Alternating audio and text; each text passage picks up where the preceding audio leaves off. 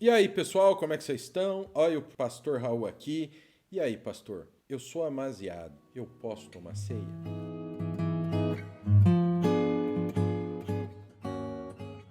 Bom, pessoal, casamento. O que é casamento? Bom, primeiro nós temos que entender o que é casamento, pessoal, tá?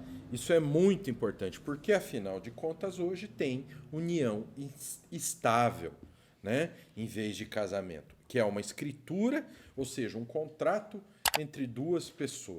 Mas, de acordo com a lei, o que isso diz? A união estável não altera uma coisa muito importante, que é o estado civil dessas pessoas, das pessoas que adquirem uma união estável. Por quê?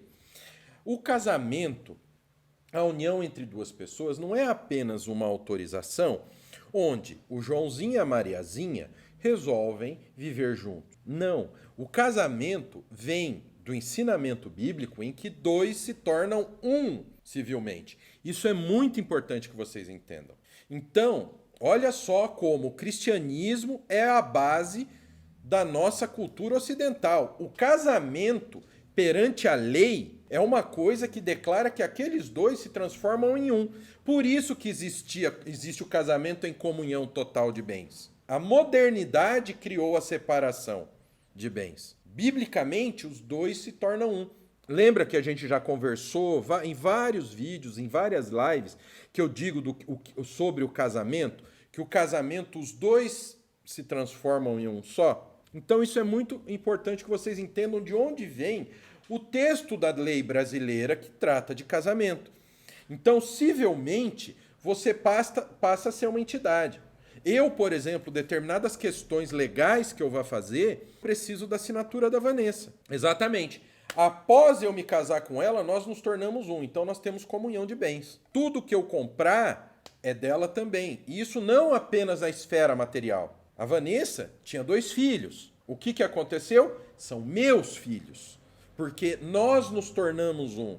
Então não é porque eu sou um cara bonzinho, porque eu sou um cara boa praça, e muito menos porque eu sou um homem responsável. Não. É porque nós nos tornamos um. Amém? Então o que é dela se tornou meu e o que é meu se tornou dela. Embora, pessoal, vou abrir aqui um parênteses, não deixa ela ouvir não, eu sou explorado, entendeu? Porque o único cartão que ela deixa na minha mão é um cartão com 12 centavos de saldo para eu não comprar carrinho. E nem livro. Eu vivo sob um regime de semi-escravidão aqui. Mas vamos continuar, sabe? Se alguém puder me socorrer. Então, isso que vocês têm que entender. Então o casal se torna, pelo amor de Deus, isso é brincadeira, viu? Não vão me levar a sério. A Vanessa cuida da parte financeira porque é a parte administrativa. Então, pelo amor de Deus. Sei que tem algum aí que vai falar, nossa, eu vou chamar a polícia para libertar o pastor. Não, fiquem em paz. Então, esse é o ponto. Se tornar um perante Deus. Aí, quando a gente fala da união estável, nós temos alguns pontos muito importantes para a gente entender. Porque a união estável, ela não muda o estado civil daquelas duas pessoas. Continuam sendo duas pessoas solteiras que vivem juntas. Não se tornam um, tá bem? A união estável, ela serve apenas para questões que não são centrais, tá bem? Então isso que vocês têm que entender. Então a união estável, ela não serve para substituir o casamento. Até porque, lembra, por que se tornar um? E eu sempre falo para vocês, é por isso que eu falo para vocês que embora casamento não seja uma certidão de casamento, olha só a importância. O casamento não é apenas a certidão, mas não existe casamento sem a certidão. Entendem por que eu sempre explico isso? Então, como as pessoas de uma união estável são identificadas como o quê? Como solteiros, né? Por essa razão, um cristão que deseja andar na obediência à palavra de Deus não pode alegar estar casado. E a Bíblia contempla apenas o casamento, a menos que providencie o matrimônio no cartório com a certidão. Já veio pessoas se aconselharem, pastor, o senhor faz meu casamento religioso? Amém, faço sim, irmão. Tá, você me apresenta a certidão de casamento, me aparece com um contrato público de união estável. Eu não fiz. Eles com cerimônia pronta, tudo certo, eu não fiz.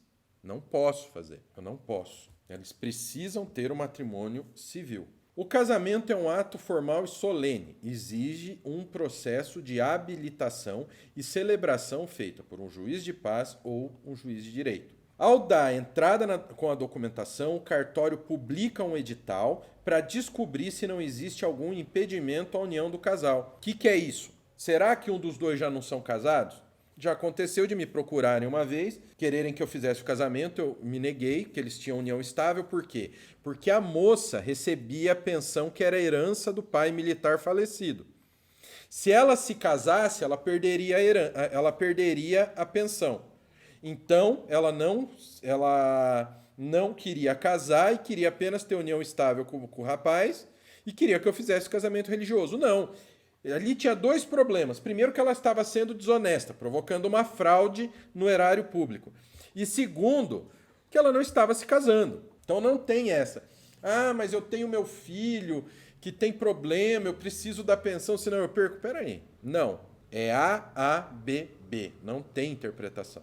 Então, o cartório faz o quê? Ele emite um edital. Ele faz uma pesquisa nos outros cartórios para ver se um daqueles dois não são casados. Ao dar entrada na documentação, o cartório publica o edital para descobrir se não existe nenhum impedimento à união do casal. Isso já não acontece na união estável. E até mesmo já existe uma jurisprudência, que é uma decisão legal, em que pessoas apenas separadas e nem oficialmente divorciadas, ou seja, o cara ou a mulher é casado, saíram de casa só, não são divorciadas, mas eles podem obter união estável dependendo da interpretação do cartório. Existem países ou tribos onde existem outras formalidades para serem considerados casados naquela sociedade, diante de suas respectivas autoridades. Caberá aos cristãos seguirem essas formalidades. O casamento civil, por sua vez, é um contrato lavrado na presença de testemunhas e com a autoridade delegada pelo Estado ao juiz de paz, que declara, de acordo com a vontade de ambos, que acabais de se pronunciar perante a mim, de vos receberdes por marido e mulher, em nome da lei vos declaro casados. Isso muda dependendo do país ou da época. Mas temos exemplos de contratos firmados na Bíblia para união civil. União civil, casamento. União estável, dois solteiros que vão morar junto. Bem como envolvendo questões relacionadas à herança de linhagem. Antigamente não existiam sobrenomes. Envolvia herança, toda essa questão. Um casamento bem completo é o matrimônio civil de Boaz e Ruth, celebrado à porta da cidade, que era o equivalente ao cartório na época, e na presença das autoridades, juízes e testemunhas. Então, Ruth 4, 9 a 13 mostra. Então Boaz disse aos anciãos e a todo o povo, sois hoje testemunhas, que eu comprei da mão de Noemi tudo que pertencia a Elimeleque, a Quilion e a Malom. E também tomo por mulher Ruth, a Moabita, que foi esposa de Malom, para suscitar o nome deste sobre sua herança, para que este nome não seja exterminado dentre os seus irmãos e da porta da sua cidade. Disto sois hoje testemunhas. Todo o povo que estava na porta e os anciãos disseram, somos testemunhas. O Senhor faça a esta mulher que entra na tua casa, como a Raquel e como a Lia, que ambas edificaram a casa de Israel, e tu, Boaz, ate valorosamente em Efrata, e faze-te nome afamado em Belém.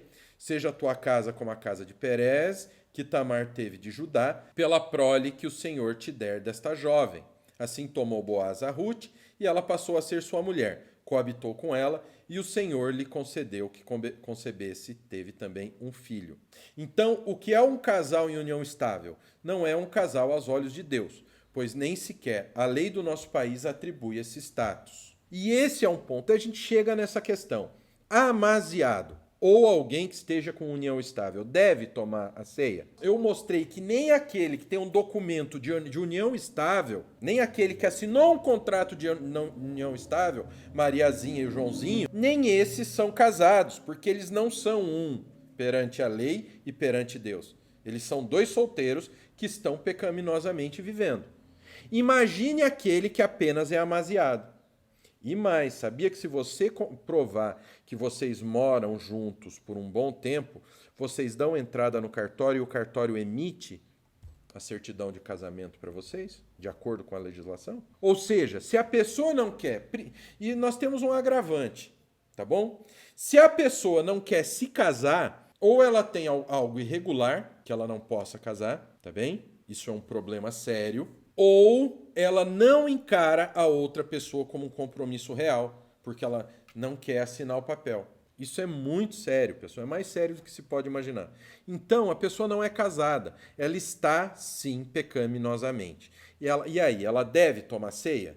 Bom, quando a gente pega 1 Coríntios 11, 28, ela que trata da ceia, fala assim, ó, examine-se, pois, o homem a si mesmo, e assim coma do pão e beba do cálice. Pois quem come e bebe sem discernir o corpo, come e bebe juízo para si. Eis a razão, porque há entre vós muitos fracos e doentes, e não poucos que dormem. Porque se nos julgássemos a nós mesmos, não seríamos julgados. Mas quando julgados, somos disciplinados pelo Senhor, para não sermos condenados com o mundo. Então a questão é a seguinte: é você que deve ver o que você acha que deve fazer. Você, estando amaziado, você acha que tem um casamento real? Você acha que tem um casamento segundo a Bíblia? Você acha que você pode participar da ceia? Eu oriento a não participar, tá bom? Mas isso tem que partir de você. É você que tem que tomar essa decisão, tá bom? Na minha orientação como pastor, eu mostrei para vocês que não existe nem união estável perante Deus. O que dirá amaziado? Ah, mas já estão 30 anos juntos. Ué, então por que não tiraram a certidão ainda? Ah, não quer tirar. Peraí, tem alguma coisa errada. Amém? Então é essa orientação que eu dou para vocês hoje. E olha só, não se esqueçam do bacharel livre em teologia, tá bom?